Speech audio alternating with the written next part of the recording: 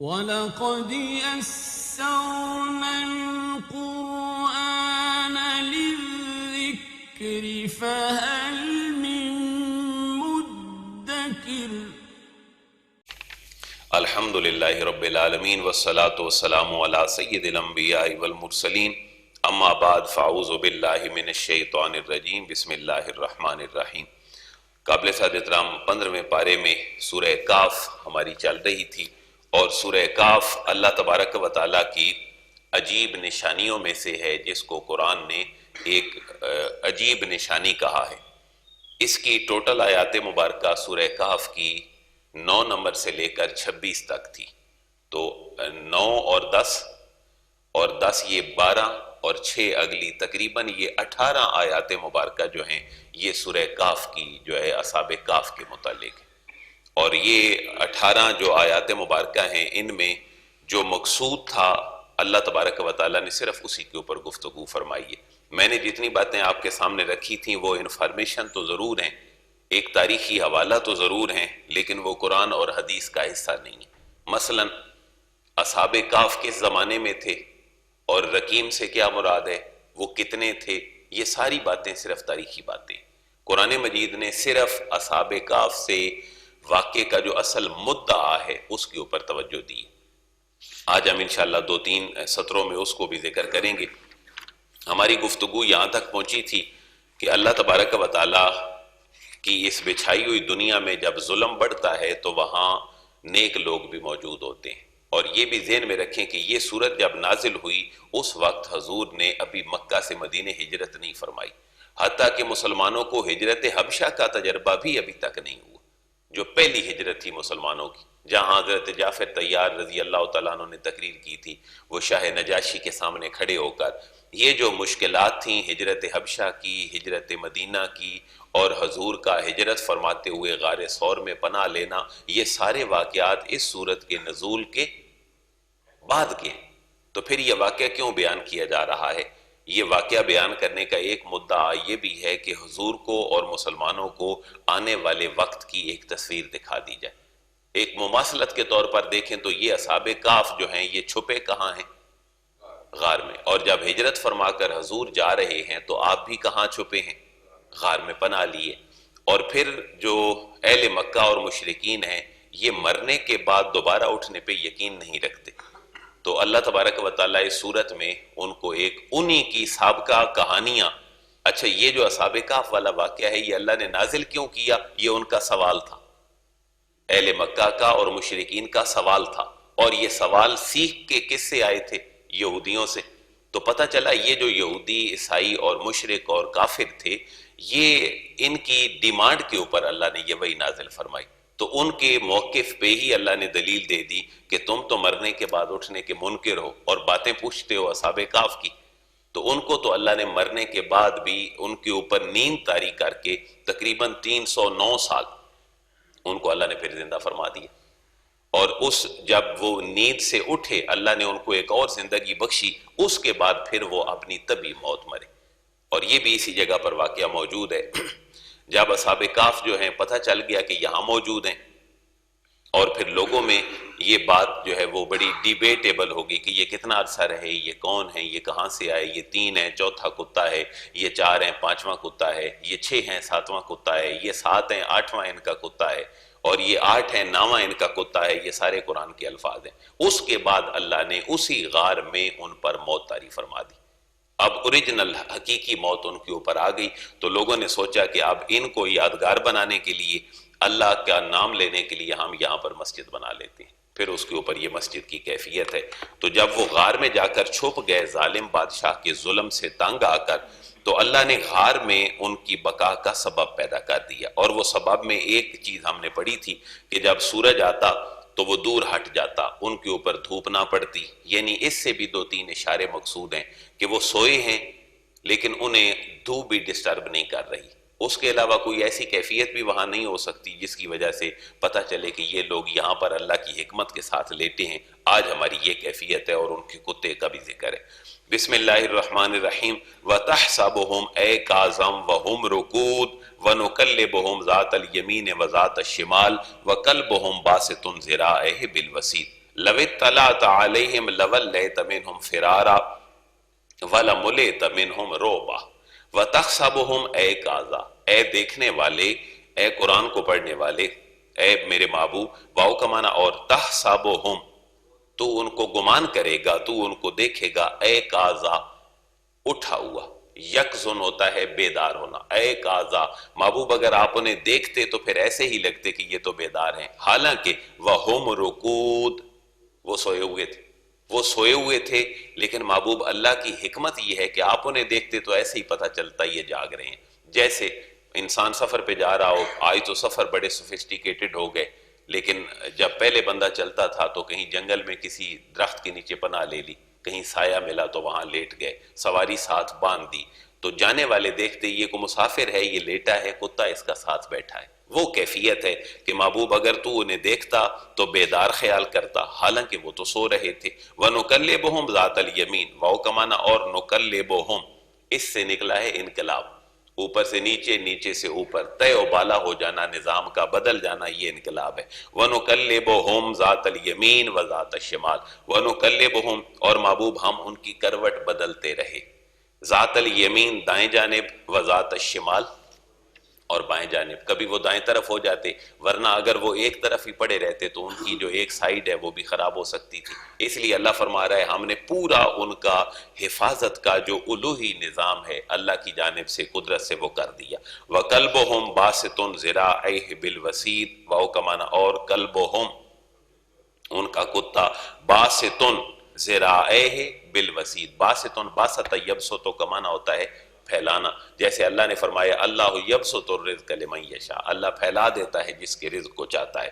وقلبہم، اور ان کا کتا، باسطن پھیلائے بیٹھا ہے، ذراعیہ اپنی دونوں کوہنیاں، اپنے دونوں بازو پھیلائے بیٹھا ہے، بالوسید ان کی دہلیز کے اوپر، وسید دہلیز کو کہتے ہیں، ان کا کتا پھیلائے بیٹھا ہے اپنے دونوں بازو ان کی دہلیز پر، جیسے کتے عام بیٹھتے ہیں، کتے کے بیٹھنے کی کیفیت کو بھی اللہ نے یہاں بیان فرما دیا۔ لَوِ اطَّلَعْتَ عَلَيْهِمْ لَوَلَّيْتَ مِنْهُمْ فِرَارًا، اور اللہ نے اتنا ہیبت ناک ماحول وہاں پہ کر دیا اس جگہ پہ، غار اور غار کے ارد گرد، کہ انسان اگر اس کے قریب جاتا تو اس کو گھٹن محسوس ہوتی تھی، جیسے ہم بھی عموماً جملہ کہتے ہیں یار فلاں جگہ پہ جائیں تو دل میں بڑی گھٹن محسوس ہوتی ہے، خوف سا آتا ہے، ڈر آتا ہے۔ لَوِ اطَّلَعْتَ، لو اگر اطلاعتا، اگر محبوب آپ مطلع ہو جاتے، یا اے قرآن پڑھنے والے اگر تو مطلع ہو جاتا، یا تو جھانک کر دیکھتا علیہم ان کو، لولیت منہم فرارا، تو بھاگ جاتا فرار کرتے ہوئے، وہاں سے منہ پھیر کر بھاگ کھڑا ہوتا، وَلَمُلِئْتَ مِنْهُمْ رُعْبًا، واؤ کا معنی اور لام کا معنی البتہ تاکید، ملیتا تو بھر جاتا، منہم ان سے، روبا ایک روب اور ہیبت کی کیفیت اگر کوئی جاننے والا وہاں جاتا۔ وَكَذَلِكَ بَعَثْنَاهُمْ لِيَتَسَاءَلُوا بَيْنَهُمْ، اور پھر اللہ کی قدرت ہے، وَكَذَلِكَ واؤ کا معنی اور كَذَلِكَ اسی طرح، بَعَثْنَاهُمْ ہم نے انہیں اٹھا لیا، بیدار کر دیا، لِيَتَسَاءَلُوا بَيْنَهُمْ تاکہ وہ سوال کریں، بینہم ایک دوسرے سے، وہ ایک دوسرے سے سوال کیا کریں، جب اٹھے تو پوچھنے لگے یار ہم کدھر بیٹھے ہیں، یہ کون سی جگہ ہے، ہمیں کتنا سارا عرصہ ہو گیا ہے۔ ان میں سے ایک دو جملے اللہ نے ذکر فرمائے ہیں، ہم نے انہیں بیدار کر دیا تاکہ وہ ایک دوسرے سے پوچھیں۔ قال قائل منہم کم لبثتم، قالا کہا، قائل ایک کہنے والے نے، منہم ان میں سے، کم لبثتم تم کتنی دیر تک یہاں ٹھہرے ہو۔ دیکھیں نا یہاں بھی قرآن نے جو ہے وہ ایک کامن ناؤن ذکر کیا ہے، قال قائل کہنے والے نے کہا، گو کہ ان کے نام بھی مفسرین نے ذکر کیے ہیں، اور ایک صوفیاء کے مشرب میں اصحاب کہف کے نام کا ایک وظیفہ بھی موجود ہے، وہ عربی نام نہیں ہے، وہ عجمی نام ہے، اور ان کا پڑھنا بھی ہمارے جیسے بندے کے لیے بڑا مشکل ہے۔ یہاں تقریباً سارے مفسرین نے ان کے ناموں کو ذکر کیا ہے، اور یہ آپ بھی اگر کچھ دیکھنا چاہیں تو تفسیروں میں لکھا ہے، وہ یلمخیا ہے، مرتونس ہے، سنوسس ہے، یہ پرانی زبانی عربی کے الفاظ ہیں، انہوں نے ان کے نام بھی مینج کر دی ہیں، لیکن قرآن نے ایک ہی لفظ کا ہے، قال قائل، ان میں سے جو اصحاب کہف تھے ان میں سے ایک کہنے والے نے کہا، کم لبثتم کتنی دیر سے تم یہاں پر ٹھہرے ہو، یا ہم کتنی دیر میں ٹھہرے ہیں۔ قالوا لبثنا یوما او بعد یوم، قالوا تو وہ کہنے لگے دوسرے، لبثنا ہم ٹھہرے ہوں گے، یومن ایک دن، او بعد یوم یا دن کا کوئی حصہ تھوڑا سا ہم یہاں پر ٹھہرے ہوں گے۔ قالوا وہ دوسرے کہنے لگے ربکم اعلم بما لبستم، ربکم تمہارا رب عالم و بہت بہتر جانتا ہے بما لبستم جتنی دیر تم یہاں پر ٹھہرے ہو. یعنی ان کی دو تین باتوں سے ہی کیا محسوس ہوتا ہے کہ وہ سونے کے بعد اٹھے. یہ جو کیفیت قرآن کی ہے یہ 309 سال قرآن نے بیان کی. تو اس کے بعد لیتساءلوا فوراً کیا کرنے لگے. اس سے پتہ چلا کہ اللہ تعالیٰ نے ان کے اوپر 309 سال ایک سونے کی کیفیت طاری کر کے بھی ان کے ہوش و حواس کو برقرار رکھا. یہ اہل مکہ کو بتانا مقصود ہے کہ اللہ صرف جسمانی طور پہ زندہ نہیں کرے گا، تم جب اٹھو گے تو تمہارے ہوش و حواس بھی قبروں سے اٹھنے کے بعد دوبارہ سے زندہ ہوں گے. اور پھر اہل اللہ کا ایک پیغام یہ ہے کہ جب آپس میں بات کرنے لگے کہ کتنی دیر ٹھہرے ہو، تو پھر انہوں نے کہا دن یا کچھ دن. تو باقی جو سب ہیں وہ یک زبان ہو کے کہنے لگے کہ تمہارا رب بہتر جانتا ہے کہ تم کتنی دیر ٹھہرے ہو. یہ اہل مکہ کو پیغام دینا ہے کہ اہل اللہ مرنے کے بعد بھی، سونے کے بعد بھی، جاگنے سے پہلے بھی صرف اور صرف کس پہ بھروسہ کرتے ہیں؟ اللہ کی ذات پہ بھروسہ کرتے ہیں. فَابْعَثُوا أَحَدَكُمْ بِوَرَقِكُمْ هَٰذِهِ إِلَى الْمَدِينَةِ فَلْيَنْظُرْ أَيُّهَا أَزْكَىٰ طَعَامًا. اب وہ کہنے لگے کہ کسی کو بھیجو کہ کھانا لے کر آئے. آپس میں یہ گفتگو ہے اصحاب کہف کی. فَابْعَثُوا اللہ بہتر جانتا ہے تم کتنی دیر یہاں رہے، لیکن فَابْعَثُوا فا کا معنی پس، ابعثوا تم بھیجو، احدکم کسی کو، بِوَرَقِكُمْ ایک چاندی دے کر، کیونکہ اس وقت کرنسی جو ہے وہ چاندی اور سونا تھا. پوری دنیا کی یونیورسل کرنسی ہے ہی سونا چاندی. یہ پیپر کرنسی آج کی ایجاد ہے ہمارے سامنے. تم کسی کو چاندی دے کر بھیجو، سکہ دے کر بھیجو، الی المدینہ شہر کی طرف تم بھیجو. اور فَلْيَنْظُرْ أَيُّهَا أَزْكَىٰ طَعَامًا یہ جملہ بھی ایک پوری داستان ہے اس کے پیچھے. اور جو کرنسی لے کر جائے شہر کی طرف، فَلْيَنْظُرْ اسے چاہیے کہ وہ دیکھے، أَيُّهَا أَزْكَىٰ طَعَامًا کہ جو أَزْكَىٰ طَعَامًا ہے، عمدہ اور پاکیزہ کھانا ہے، وہ کہاں سے ملتا ہے. یعنی اس ظالم بادشاہ جس کے ظلم سے وہ چھپے تھے، اس کا ظلم اس انتہا پہ تھا کہ حلال اور حرام کی تمیز ختم ہو گئی تھی.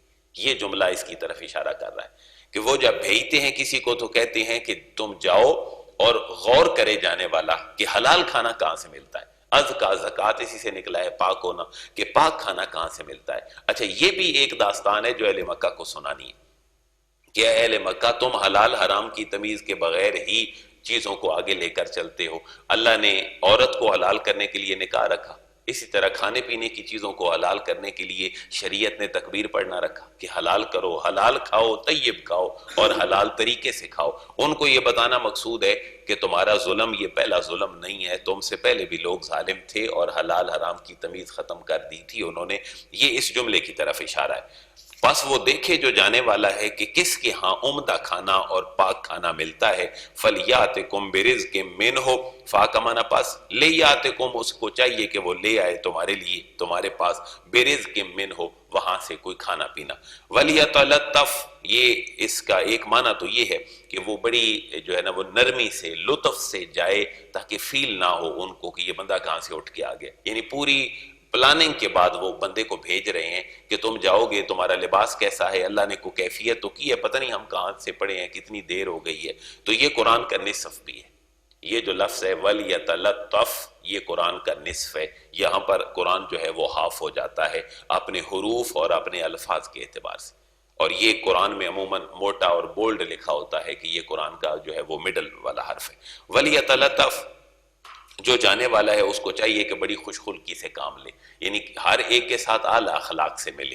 کیوں کہ دیکھیں یہ بھی ایک چھوٹا سا جملہ ان کی پوری داستان بتا رہا ہے کہ اہل اللہ کبھی بھی خوش اخلاقی کا دامن اپنے ہاتھ سے نہیں چھوڑتے. وَلْيَتَلَطَّفْ بھائی بھیجنے والا جو بھی جائے اس کو چاہیے کہ خوش خلقی سے کام لے. وَلَا يُشْعِرَنَّ بِكُمْ أَحَدًا واو کا معنی اور لا يُشْعِرَنَّ کسی کو شعور تک نہ ہو، کسی کو خبر نہ ہو، احدا کسی ایک کو بھی، بکم تمہاری کسی بندے کو خبر نہ ہو کہ تم یہاں پر چھپے ہو. بس اس کیفیت میں جاؤ اور لے کے آ جاؤ. انہم ان یظہروا علیکم یرجموکم او یعیدوکم فی ملتہم ولن تفلحوا اذا ابدا.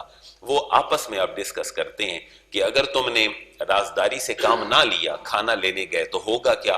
انہم ان یظہروا علیکم انہم بے شک وہ جو بستی والے لوگ ہیں جو ظالم بادشاہ ہے، ان یظہروا علیکم ان یظہروا اگر وہ مطلع ہو گئے، آگاہ ہو گئے، علیکم تمہارے حوالے سے، تو یرجموکم وہ تمہیں سٹوننگ کر دیں گے، وہ تمہیں رجم کر دیں گے، او یعیدوکم یا وہ تمہیں لوٹا دیں گے، فی ملتہم اپنی ملت میں، جس میں حلال حرام کی تمیز کوئی نہیں ہے، جس میں اللہ رسول کے احکامات کوئی نہیں۔ اس سے یہ بھی پتہ چلتا ہے کہ اس ظالم بادشاہ کے جو ظلم کی انتہا تھی وہ یہ تھی کہ وہ لوگوں کو پتھر بھی مارتا تھا، یرجموکم، اسی لیے وہ کہہ رہے ہیں ایک عام عادت تھی کہ جو اس کے مطابق نہیں چلتا تھا اس کو پتھر مار دیا کرتا تھا۔ تو انہیں اب بھی خوف ہے کہ یا تو تم جان سے ہاتھ دھو بیٹھو گے یا پھر تمہیں دوبارہ وہ اپنے جھوٹے مذہب کی طرف لوٹا دے گا، اور اگر یہ دونوں باتیں ہو گئیں کہ تمہیں رجم ہو گیا یا تم اب اس کے مذہب میں چلے گئے تو وَلَن تُفْلِحُوا اِذًا أَبَدًا، واو کا معنی اور لن تفلحوا، تم فلاح نہیں پا سکو گے کبھی بھی، اذن ابدا، بالکل ابد الآباد تک کبھی بھی تمہیں پھر فلاح نہیں مل سکے گی۔ یہاں ایک اور بات بھی ہے کہ یہ واقعہ قرآن کے نزول سے سینکڑوں سال پہلے کا ہے۔ یہاں ایک پوری دنیا کے نام پیغام ہے کہ یہ جو رجم اور سٹوننگ ہے یہ اسلام کی سزا نہیں ہے، یہ اسلام سے پہلے کی سزا ہے۔ اسلام نے اس کے اندر تحدید کی ہے، اسلام نے اس کو جو ہے وہ کیٹیگرائز کیا ہے کہ یہ کام ہوں تو تم پتھر مار سکتے ہو، ادروائز تم ہر جرم کی پاداش میں کسی کو پتھر نہیں مار سکتے۔ اور اسلام نے یہ سخت سزا صرف ایک بندے کے لیے رکھی، اور وہ ہے شادی شدہ بندہ جب زنا کرتا ہے تو اس کو سٹوننگ اور پتھر مار کے اسلام کہتا ہے کہ اس کو مار دو۔ اسی طرح جو طلاق کا مسئلہ ہے اس کو بھی شریعت نے محدود کیا ہے، قرآن نے کہا ہے طلاق 3 دفعہ دو۔ عربوں میں رواج یہ تھا کہ طلاق دی، دو دن بعد صلح، طلاق دی پھر 2 دن بعد صلح، مہینے بعد پھر غصہ آیا طلاق دی پھر صلح، پھر کہیں مہینے بعد خیال آیا طلاق دے دی پھر صلح۔ تو یہ جو طلاق کے ساتھ کھیل کود تھا یہ جاری اور ساری تھا، تو شریعت نے اس کو باؤنڈ کر دیا کہ زیادہ سے زیادہ تم کتنی طلاقیں دے سکتے ہو، 3 دے سکتے ہو۔ اسی طرح شادیوں کا رواج تھا، شادی کی پھر جناب ختم، شادی کی پھر ختم، تو شریعت نے اس کو بھی محدود کر دیا اور کہا زیادہ سے زیادہ ایک وقت میں تم کتنی شادیاں کر سکتے ہو، 4۔ اور غلامی، یہ سارے رواج پہلے کے رواج ہیں، غلام ان لمیٹڈ ہیں، بیچ دیا مار دیا، اسلام نے کہا نہیں تم روزہ توڑو غلام آزاد کرو، تم یہ غلط کام کرو تب بھی توڑو۔ اسلام نے چلتی ہوئی پوری تہذیب اور تمدن میں بڑی پیوریفیکیشن جو ہے وہ لے کے آیا ہے اسلام، اور اس کے اندر بڑا نکھار پیدا کیا ہے۔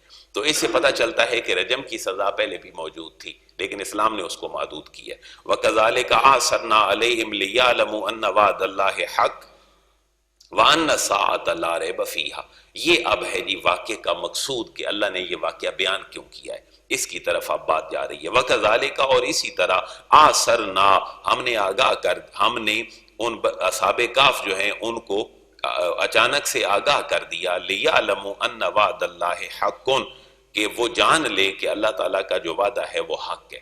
وَأَنَّ السَّاعَةَ لَا رَيْبَ فِيهَا، واو کا معنی اور انا، بے شک، الساعۃ، وہ گھڑی جو ایک پریسکرائب ٹائم ہے آنے والا جس میں ہم نے مرنا ہے، لا ریب فیہا، اس میں کوئی شک نہیں۔ یہ اب اصحاب کہف کا مدعا ہے کہ اللہ نے یہ واقعہ بیان کیوں کیا، تاکہ بتا دیا جائے اہل مکہ کو اور ان سارے لوگوں کو کہ اللہ تعالیٰ مرنے کے بعد دوبارہ زندہ کرنے پر بھی قادر ہے، اور قیامت جو ہے اور مرنا جو ہے وہ ایک دن ضرور آنے والا ہے۔ اذ یتنازعون بینہم امرہم فقالوا ابنوا علیہم بنیانا۔ اب یہ واقعہ وائنڈ اپ ہونے لگا ہے۔ اب جب وہ زندہ ہو گئے، یعنی موت سے جو نیند تھی اس سے اٹھ گئے، اس کے بعد اللہ نے ان کے اوپر موت طاری فرما دی۔ اب جب موت طاری ہوئی تو اس وقت زمانہ بدل چکا تھا، 309 سال کے بعد زمانہ بدل چکا ہے۔ اب جب وہ کھانا لینے گئے تو وہاں ان لوگوں نے پہچان لیا کہ یہ بندہ تو بڑا پرانا ہے، یہ کرنسی بڑی پرانی ہے، لیکن عیسائیت یا یہودیت کا وہ جو بھی زمانہ ہے، لوگوں کے عقائد بہتر ہو چکے ہیں، اللہ رسول کی بات کی طرف آ رہے ہیں۔ وہ آپس میں جھگڑنے لگے کہ اب ان کا کیا کریں، یہ اللہ تعالیٰ نے ان کو زندہ کیا ہے اور اس کے بعد ان کو موت آ گئی ہے، اب ہم کیا کریں؟ تو وہاں پر ان کے درمیان تنازع کھڑا ہو گیا کہ اب ان کو ادھر ہی دفنائیں یا ادھر سے نکال کر کہیں اور لے جائیں۔ تو ان میں سے ایک گروہ جو بڑا تھا وہ کہنے لگا ہم ان کو اسی غار کے اندر ہی دفناتے ہیں اور اس غار کے اوپر پھر مسجد بنا دیتے ہیں تاکہ لوگ اللہ کا نام لیتے رہیں۔ اذ یتنازعون بینہم، اذ کا معنی جب، یتنازعون جب وہ تنازع کر رہے تھے، جھگڑ رہے تھے، بینہم آپس میں، امرہم ان کے معاملے میں، امرہم اصحاب کہف کے معاملے میں، تو فقالو ان میں سے بعض نے کہا کہ ابنو بنا لو، تعمیر کر دو، علیہم ان پر، بنیانا کوئی عمارت، ان کے اوپر یادگاری کے طور پر کوئی عمارت جو ہے وہ بنا دو، اور ربہم عالم بہم، ان کا جو رب ہے وہ ان کا بہتر حال جانتا ہے کہ یہ کس کیفیت میں تھے، یہ کو اللہ کے بڑے نیک لوگ تھے۔ قال الذین غلبوا علی امرہم لنتخذن علیہم مسجدا، قال الذین، کالا کہنے لگے الذین وہ لوگ غلبوا علی امرہم جن کو تھوڑی سی دسترس تھی، جو معاملے کے اوپر غلبہ رکھتے ہوتے تھے، جن کی رائے تھوڑی سی مانی جاتی تھی، لنتخذن وہ کہتے ہیں ہم ضرور بنائیں گے علیہم ان پر مسجد، ہم ان کے ساتھ ایک مسجد بنائیں گے، کیوں کہ اس میں اللہ کا نام لیا جاتا رہے، بجائے اس کے کہ لوگ ان کے پاس آئیں، ان کو سجدے کریں، ہم یہاں اللہ کا گھر بنائیں گے، لوگ وہاں پر اللہ کی عبادت کریں گے اور اللہ کو سجدہ کریں گے۔ اس لیے یہاں پر مفسرین نے کچھ یہ بھی بات لکھی ہے، صاحب تفسیر مظہری نے، ضیاء القرآن نے، باقی جو اہل سنت کی تفاسیر ہیں، کہ اہل اللہ جہاں پر موجود ہوں ان کے ساتھ ہی اگر اللہ کی نام کے لیے مسجد بنا لی جائے تو یہ صرف عوام الناس کے عقیدے اور ان کی عبادت اور عمل کی اصلاح کے لیے ہوتا ہے، تاکہ دو سوچیں دے دی جائیں کہ تم نے قبروں کی پوجا نہیں کرنی بلکہ تم نے سجدہ کس کو کرنا ہے؟ اللہ کو کرنا ہے۔ لیکن ایک جگہ پہ حدیث مبارکہ صحیح بخاری کی کہ حضور نے منع فرمایا ہے کہ تم قبروں پر مسجدیں نہ بناؤ، قبروں کو سجدہ گاہ نہ بناؤ۔ تو اس سے مفہوم یہ ہے، ہمارے جو اہل حدیث دوست ہیں وہ بڑے اسٹرکٹ ہیں اس بات میں کہ جس مسجد کے اندر کوئی قبر ہو وہ وہاں پر نماز نہیں پڑھتے عموماً، کیونکہ یہاں پر اللہ کے حبیب نے منع فرمایا ہے کہ قبرستان جو ہیں ان کو مسجد نہ بناؤ۔ لیکن اس حدیث کا شارحین نے معنی یہ لکھا ہے کہ ایسی قبر جس کی طرف آپ منہ کر کے نماز پڑھتے ہیں، آپ کے سامنے ہے تو پھر ٹھیک نہیں۔ لیکن یہ تصور کیا ہے کہ لوگ آئیں گے، یہ نیک لوگ ہیں، اور عربوں میں اس سے پہلے جو بت پرستی کا آغاز تھا وہ اسی وجہ سے تھا کہ انہوں نے نیک لوگوں کی تصویریں بنا لی، ان کی قبروں کی پوجا شروع کر دی۔ قرآن نے خود کہا کہ جو عیسائی اور یہودی ہیں انہوں نے اپنے نبیوں کی قبروں کو جو ہے وہ سجدہ گاہ بنا لیا، حالانکہ حضرت عیسیٰ کی تو قبر ہے ہی کوئی نہیں۔ لیکن قرآن نے یہ جملہ بھی کہا ہے کہ یہودیوں نے اور نصارہ نے اپنے جو نبی ہیں ان کی قبروں کو سجدہ گاہ بنا لیا، یہ حدیث کے الفاظ بھی ہیں۔ لیکن اس سے مراد یہ ہے کہ ان کے ماننے والوں نے ان کی تشبیہات بنا کر ان کی عبادت اور پوجا شروع کر دی تھی، ان کے جو اکابرین تھے۔ تو یہاں پر جو قرآن کا تصور ہے اور وہ جو اہل اللہ کہہ رہے ہیں وہ کہہ رہے ہیں بجائے اس کے کہ لوگ ان کی قبر پر آ کر ان سے عبادت کا تصور قائم کر لیں، ہم اس کے ساتھ کیا بنا لیتے ہیں؟ ہم اس کے ساتھ مسجد بنا لیتے ہیں تاکہ توحید کا جو پیغام ہے وہ عام رہے۔ میں نے پڑھا ان تفسیروں میں مولانا مودودی کو، مولانا مودودی نے مزارات کے ساتھ جو مسجدیں ہیں ان کی جو لید کی ہے 5-6 صفوں میں، جو تفسیر تفہیم القرآن ہے کہ انہوں نے قبر کی زیارت کرنے والوں کو بھی لعنتی قرار دیا، اور باقی بہت ساری احادیث مبارکہ جو ہیں وہ انہوں نے ذکر کی ہیں اس کے اوپر۔ لیکن جو دیانتداری والی بات ہے وہ یہ ہے کہ مسجد بنانے کا وہاں مقصود یہ ہے کہ لوگوں کی توجہ کس طرف ڈائیورٹ ہو جائے؟ اللہ کی طرف، اس کا گھر بنا دیا جائے، لوگ وہاں عبادت کریں، ان کو آئیں، ان کی قبروں کی زیارت بھی کریں، ان کے درجات کی بلندی کے لیے دعا بھی کریں، اور یہ بڑی قرینے کی بات ہے۔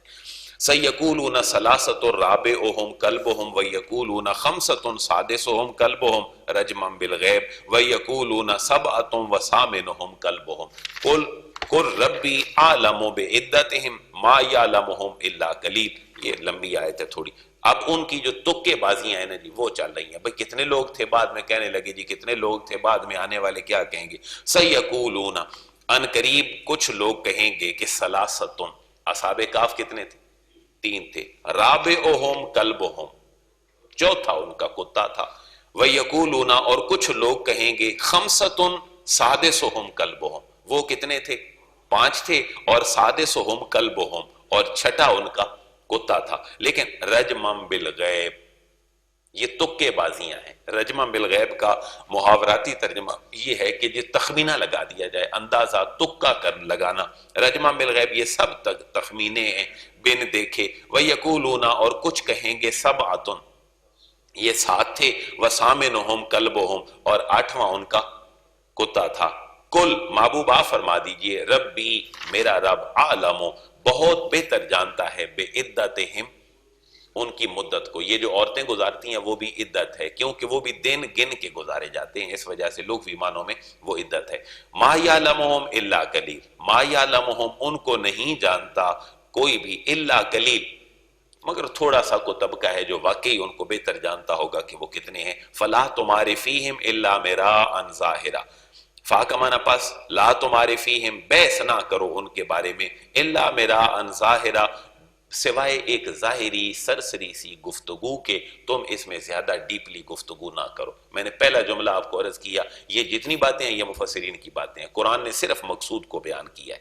وَلَا تَسْتَفْتِ فِيهِمْ مِنْهُمْ أَحَدًا، اور وَلَا تَسْتَفْتِ، اور فتویٰ نہ چاہا اے مخاطب، فتویٰ نہ مانگ، فیہم ان کے بارے میں، منہم کسی سے، احدا کوئی ایک بھی، اور نہ دریافت کرو ان کے متعلق اہل کتاب میں سے بھی کسی سے. وَلَا تَقُولَنَّ لِشَيْءٍ إِنِّي فَاعِلٌ ذَلِكَ غَدًا، یہ وہ آیات میں سے ہے جو لیگل ہماری آیات ہیں، یعنی ہمیں ہر کام کے ساتھ انشاءاللہ کہنا چاہیے. یہ قرآن کی دلیل ہمیں بتا رہی ہے. وَلَا تَقُولَنَّ، واو کا معنی اور لا تَقُولَنَّ، تم میں سے کوئی بھی ہرگز نہ کہے کوئی بھی کام کرتے وقت کہ انی فاعل ذالک غدا، انی بے شک میں فاعل کرنے والا ہوں، ذالک اس کام کو غدا کل، میں جی اس کام کو کل کروں گا، میں آج نہیں کر سکتا. فرمایا کوئی بھی ایسا جملہ نہ کہے کہ میں کروں گا اس کام کو کل، بلکہ کیا کہے، الا ان یشاء اللہ، مگر کام کے ساتھ کیا کہے، انشاءاللہ میں کل کام کروں گا. اور یہ رسول اللہ کی اللہ نے تربیت فرمائی، کیونکہ اس واقعے کے نزول سے پہلے اور بیان سے پہلے میں نے عرض کیا تھا کہ حضور کے سامنے جب یہ سوال آیا، وہ نضر بن حارث اور عقبہ بن ابی معیط وہ مشرکین میں سے اہل کتاب کے پاس گئے. انہوں نے کہا یار ہمارے علاقے میں ایک نبی آیا ہے جو بڑی باتیں ہمیں سکھاتا ہے، کبھی حضرت نوح کی، کبھی آدم کی، کبھی ابراہیم کی، کبھی صالح کی، کبھی وہ ساری، تو کوئی ایسا واقعہ پوچھیں وہ لاجواب ہو جائے. انہوں نے پھر 3 سوال بتا کے بھیجے، روح کے بارے میں سوال کرو، اصحاب کہف کے بارے میں پوچھو، یہ دونوں ہم نے کمپلیٹ کر دی ہیں، اور تیسرا سوال تھا سکندر ذوالقرنین کے بارے میں کہ وہ کیا ہے. تو اس سے پیچھے انہوں نے جب پوچھا تو حضور نے فرمایا میں تمہیں کل بتاؤں گا. یہ نہیں کہا کہ انشاءاللہ کل بتاؤں، میں تمہیں کل بتاؤں گا. تو 15 دن گزر گئے، وہی نہ نازل ہوئی، تو بڑی دل کو کوفت ہوئی، رسول اللہ کی تنگی ہوئی. تو پھر اللہ نے یہ آیت نازل فرمائی اور فرمایا کہ تم میں سے کوئی آدمی بھی یہ نہ کہے کہ میں کل کوئی کام کرنے والا ہوں، بلکہ یہ کہے کہ میں انشاءاللہ کل یہ کام کروں گا. تو ہمیں بھی ہر کام کے ساتھ کیا کہنا چاہیے، انشاءاللہ کہنا چاہیے. وَاذْكُرْ رَبَّكَ إِذَا نَسِيتَ، فقہا نے یہ بھی ایک لطیفہ لکھا ہے کہ کوئی طلاق دیتے ہوئے یہ نہ کہے کہ میں انشاءاللہ کل آپ کو طلاق دے دوں. یعنی یہ بھی مسائل ہیں کہ چوری کرتے ہوئے یہ بھی تو کہا نا کہ ہر کام کرنے سے پہلے بسم اللہ پڑھ لو. فقہا نے یہ لکھا کہ چوری کرنے سے پہلے کوئی چور بسم اللہ نہ پڑھے ورنہ وہ دائرہ اسلام سے ہی خارج ہو جائے گا. تو کچھ لمیٹیشن جو ہے وہ طے کر لی کہ جب بھی کوئی کام کرنے لگو، نیکی کا کام ہو، خیر والا کام ہو، تو تم اس میں کہو کہ انشاءاللہ میں یہ کام کروں گا. وَاذْكُرْ رَبَّكَ إِذَا نَسِيتَ، واو کا معنی اور اذکر یاد کرو ربا کا اپنے رب کو، اذا نسیت جب تم بھول جاؤ، جب تم بھولنے لگو تب بھی اللہ تعالیٰ کو یاد کرو. وَقُلْ عَسَىٰ أَن يَهْدِيَنِ رَبِّي لِأَقْرَبَ مِنْ هَٰذَا رَشَدًا، وَقُلْ اور محبوب یہ بھی کہو، عَسَىٰ ان قریب مجھے یہ امید ہے، أَن يَهْدِيَنِي، یہ اصل میں تھا أَن يَهْدِيَنِي، لیکن وہ نون جو ہے وہ گرامیٹیکلی گر گئی. أَن يَهْدِيَنِ ربی، مجھے امید ہے کہ دکھا دے گا میرا رب مجھے، لِأَقْرَبَ مِنْ هَٰذَا رَشَدًا، اس سے بھی قریب تر کی جو ہدایت کی راہ ہے اللہ مجھے وہ دکھا دے گا. یعنی کسی بھی کام کے بارے میں جب تم کہنے لگو تو یہ امید رکھو کہ اللہ مجھے بہتر اس میں رائے دکھا دے گا. وَلَبِثُوا فِي كَهْفِهِمْ 300 سِنِينَ وَازْدَادُوا 9، یہ قرآن نے ایک جملہ بیان کیا ہے کہ وہ کتنا عرصہ رہے. واؤ کا معنی اور لابسو، وہ ٹھہرے رہے، فی کہفہم اپنی غار میں، 300 سنین، 300 300 سنین سال، وزدادو 9 اور 300 کے اوپر ازدادو انہوں نے زیادہ کر لیے 9، تو ٹوٹل سال کتنے بنے 309. لیکن یہ بات ذہن میں رکھیں کہ یہ جو 309 سال ہیں یہ قرآنک بیان نہیں ہے کہ 309 سال وہ غار میں رہے. یہ بنیادی طور پر اہل کتاب کا موقف تھا کہ جب وہ کہتے تھے یہ کتنا عرصہ رہے ہوں گے، یہ 7 ہیں، 8 ہیں، 5 ہیں، 6 ہیں، تو وہ کہتے تھے اہل کتاب کہ یہ جو ہے نا تقریباً 309 سال تک یہاں پر ٹھہرے. لیکن اگلی آیت اس مفہوم کی جو ہے وہ پیشین گوئی کر رہی ہے کہ یہ اللہ کا جملہ نہیں ہے بلکہ یہ موقف تھا اہل کتاب کا کہ وہ کتنے سال رہے، 309 سال. اگلی آیت اس کی غمازی کر رہی ہے کہ واقعی یہ جملہ اللہ کا جملہ نہیں ہے، قرآن میں ضرور موجود ہے لیکن یہ موقف ان کا ہے جس کو قرآن نے بیان کیا. قُلِ اللَّهُ أَعْلَمُ بِمَا لَبِثُوا، قُل محبوبہ فرما دیجئے، اللہ عالم بہت بہتر جانتا ہے، بما لبثوا. اس کے پتہ چلا کہ یہ جو جملہ ہے پچھلا یہ اہل کتاب کا موقف تھا کہ یہ 309 سال تک کوئی انہوں نے حساب کتاب لگایا اپنے وہ ستاروں کا، سیاروں کا کہ یہ اتنے سال رہے ہوں گے، اسی لیے تو کہتے تھے ان کو ضرب تقسیم کر دیں، جیسے انسان وہ نہیں نکالتا زائچہ پورا یا قیافہ شناسی ہے، یا ایک اور اس کے لیے فال نکالنے کو کہتے ہیں. انہوں نے لگایا وہ 3 ہوں گے تو 4 ہوں گے، 5واں کتا تو یوں، اس کو یوں ضرب دیں تو یوں، یہ بنا 309 سال. قرآن نے کہا نہیں، یہ ساری کیا ہے؟ رجما بالغیب، یہ تکے والی باتیں ہیں. اللہ یقینی بات اللہ ہی جانتا ہے. قل اللہ، محبوب آپ فرمائیے اللہ اعلم، اللہ بہت بہتر جانتا ہے، بما لبثوا، جتنی مدت وہ ٹھہرے رہے. لہو غیب السماوات والارض، اور اسی کے لیے ہے غیب کا علم آسمانوں کا اور زمین کا. ابصر بہ واسمع، وہ بڑا دیکھنے والا ہے، واسمع، اور بڑا ہی باتیں سننے والا ہے. یہ دونوں تعجب کے سیغے ہیں، یہ امر کے سیغے نہیں ہیں، حالانکہ ان کا وزن جو ہے وہ امر کے اوپر ہے. ابصر بہ واسمع، اور وہ بڑا دیکھنے والا ہے اور سب باتیں سننے والا ہے. ما لہم من دونہ من ولی ولا یشرک فی حکمہ احدا، ما لہم، نہیں ان کا، من دونہ، اللہ کے سوا، من ولی، کوئی مددگار، ولا یشرک فی حکمہ احدا، اور وہ نہیں شریک کرتا اپنے حکم میں احدا، کسی کو بھی. یہ اہل مکہ کی تربیت کی جا رہی ہے کہ اللہ پہ ایمان رکھو اور میرے رسول کی دعوت پہ لبیک کہو. یہ مرنے کے بعد دوبارہ اٹھنا یہ کوئی اجنبی بات نہیں ہے، اللہ اٹھا لیتا ہے، جیسے اس نے اصحاب کہف کو اٹھایا تھا. یہ ہمارا ایک اصحاب کہف یہاں مکمل ہوئے جی 26 نمبر آیت تک. اب آگے ایک بہت میجر واقعہ 2 موجود ہیں. سکندر ذوالقرنین کون تھا؟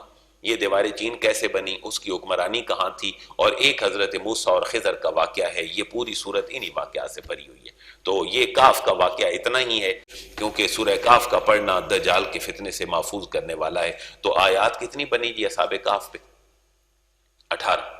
یعنی 9 نمبر آیت کو ہم اگر شامل کریں، 9، 10 اور 10 اگلی، 10 اور 2، 12، اور یہ ہماری بات کہاں تک پہنچی؟ 26 تک. تو 12 اور 6، 18 آیات مبارکہ جو ہیں یہ اصحاب کہف کے واقعے کے اوپر موجود ہیں. لیکن یہ ایک آنے والے وقت کی تصویر ہے جو حضور کو اور صحابہ کو دکھائی جا رہی ہے. محبوب ان پروسیجر سے آپ نے گزرنا ہے، آپ کو ہجرت بھی کرنی ہے، غار میں بھی جانا ہے، یہ ساری تکالیف جو ہیں یہ آپ کو برداشت کرنی ہے. اور ساتھ اہل مکہ کو بتایا جا رہا ہے کہ اللہ مرنے کے بعد، مارنے کے بعد تمہیں دوبارہ اٹھانے پر بھی اپنی پوری قدرت رکھتا ہے.